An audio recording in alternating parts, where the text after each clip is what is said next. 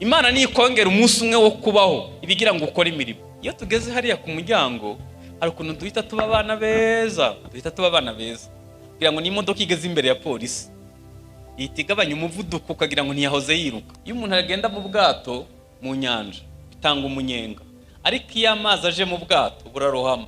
Kugenda mu isi ukijijwe ntako bisa, ariko iyo isi ije mu mwana w'Imana ubugingo burapfa. Mbabereye umunyakuri, gukiranirwa kuri kugenda gusimbura gukiranuka ku buryo kubona umukiranutsi ari nk'igitangaza. Ntabwo twakwirukana icyubahiro cy'Imana mu buzima bwacu hanyuma ngo twitege ko amasezerano azasohora. Mu masezerano dukeneye nuko gukiranuka gukwiye kubaho kugasimbura gukiranirwa, kuko gukiranirwa si indangagaciro y'abana b'Imana.